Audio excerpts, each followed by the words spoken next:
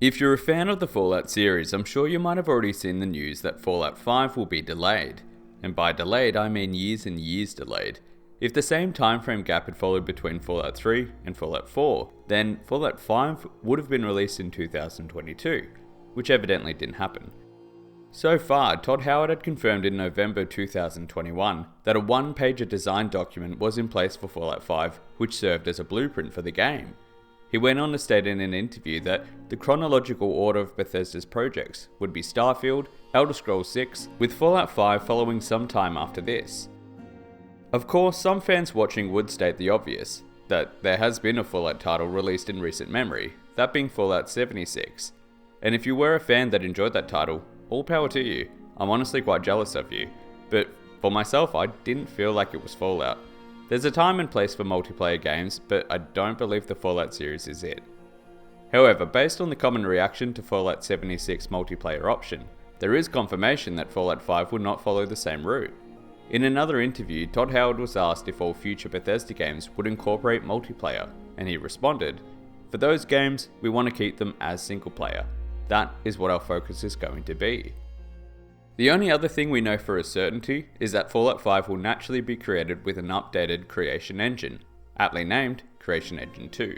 The original was used for games such as Fallout 4 and Skyrim, which, while being fantastic in their own in terms of graphics and playability, they could be slightly whack in how the in-game environment operated at times.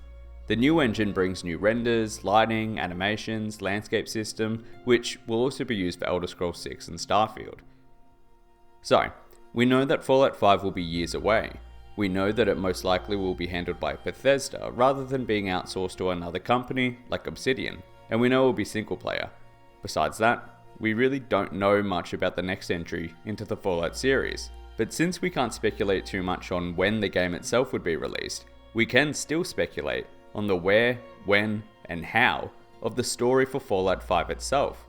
So come with me on a journey as we ask the question, where does the Fallout series go from here? The first attempt to ask where does the Fallout series go from here is to wonder what time period that Fallout 5 might fit in within the in-game landscape. The entries to the Fallout series had followed a mostly chronological order comparative to their timing in the in-game world, with the exception of Fallout 76. The time period of each game was essentially measured against the Great War in 2077 that led to the world's setting. The 6 main entries into the series are also evenly divided in locations on the east and west of the former United States, with the following chronological order being Fallout 76 in the year of 2102, which is 25 years after the Great War, located in West Virginia. Fallout 1 was in the year of 2161, 84 years after the Great War, and located in California. Fallout 2 in the year of 2241, 164 years after the Great War, located in California. Fallout 3 in the year of 2277, 200 years after the Great War, located in Washington, D.C. Fallout New Vegas in the year of 2281, 204 years after the Great War, located in Nevada. And Fallout 4 in the year of 2287, which was 210 years after the Great War, located in Massachusetts. So based on this, chronologically, our latest tour of the Wasteland occurred 210 years after the Great War in Fallout 4. However, after this, Bethesda chose instead to take us back in time about 185 years into the following entry of Fallout 76, which was labelled as a prequel. Now, despite my own private misgivings, I understand why they did this.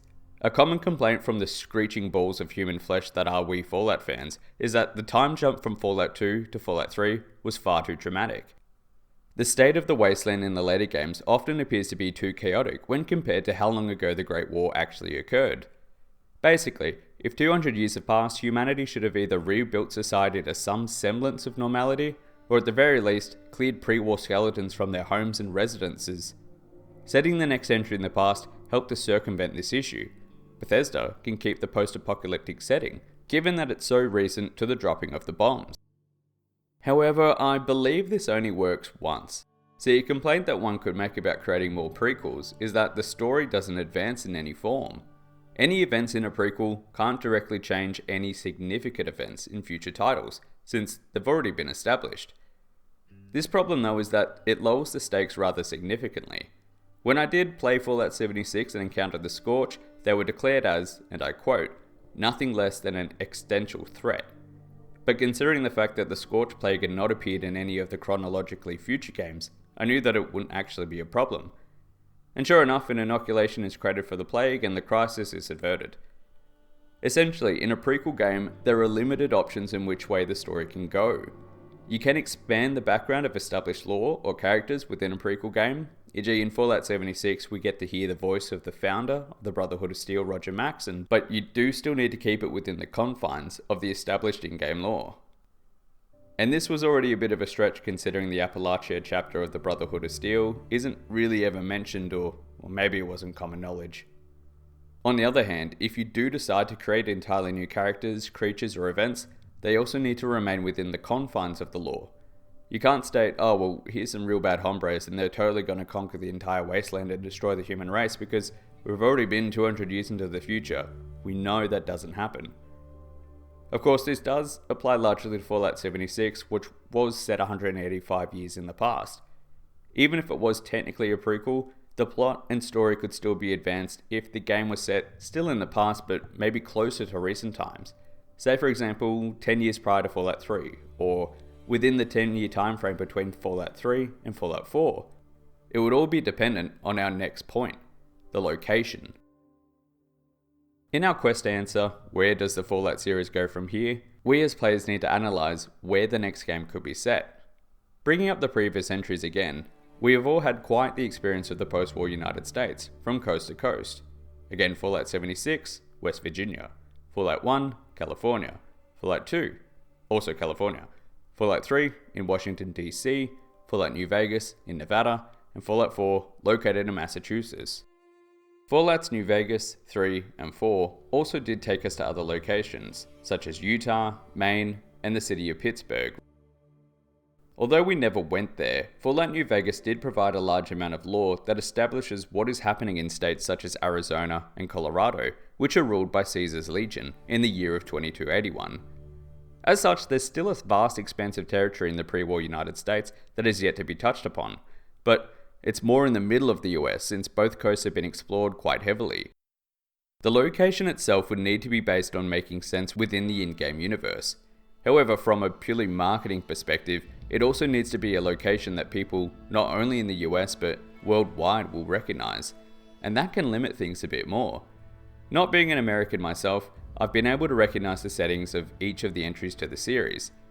When I went to Las Vegas, I spent the whole time being like, holy shit, I'm in New Vegas. We stayed on Fremont Street and I kept thinking about how I was technically in Freeside within the in-game universe. I'm forever mad at myself that I never actually went to Goodsprings or Hoover Dam, primarily because none of the people I was with understood why we'd go to a tiny town or a dam when we were staying in Vegas. Anyway, I digress, but the point is that New Vegas being set in an instantly recognisable location for people worldwide absolutely helped with its popularity, both on release and over the years. I don't mean to be offensive saying this, but if the next game was announced to be set in South Dakota or Nebraska, my first thought would be, where the hell are they located again? Now I mean, I'm just one Australian man-child who only went to 4 states out of 50 when I went to the US, so I obviously don't speak for everybody, but I do imagine that for people from overseas and even in the US, the location of the game is more enjoyable when you can recognise it from the real world and be like, oh wow, it's the Lincoln Memorial, oh no, his head's missing. This is a fun quest to return his head because I recognise this monument. As mentioned before, if the location is set chronologically in the past of Fallout 4, it needs to be somewhat removed from any of the past locations so that previous lore does not affect how the game is set. And they've already gone into the past with Fallout 76 since they can't go too far into the future. Fallout 3 is 200 years into the future already. If they were going to go in between the time period of Fallout 2 and Fallout 3, it would need to be in a location that the plot would have no impact on the future stories. This does keep things quite open since, even if being set in Florida at this time frame and an entire society of rat people had become the dominant faction, enough time might have passed that the rat people fall to the problems of the wasteland. Again though, this would feel kind of redundant since none of our actions in this Fallout set in Florida to help the rat people would matter. It could maybe be at the same time as Fallout 3, 4 or New Vegas, but just in an entirely different area. Fallout 4 confirmed that the Brotherhood ending, where the Lone Wanderer activated the Purifier, is canon, so it stands to reason that a future title could be set in the West Coast and canonize one of the endings of New Vegas. I don't imagine they'd do this, however, given the multiple different endings to New Vegas being part of its major drawcard. Fallout YouTubers such as myself still debate which factions would have been the dominant one in the Mojave more than a decade after the game had been released. Essentially, if they canonized it, we'd be out of a job, or at least we'd have to go outside. I ultimately do think that the next Fallout game will be set chronologically around the same time period as Fallout New Vegas to Fallout 4, and if it does go chronologically further than that, it won't be by much. I also believe that the setting itself will be in an entirely unseen region of the former United States, in an area that is far enough to be removed from previous entries to not affect storylines, but also prominent enough to be recognizable.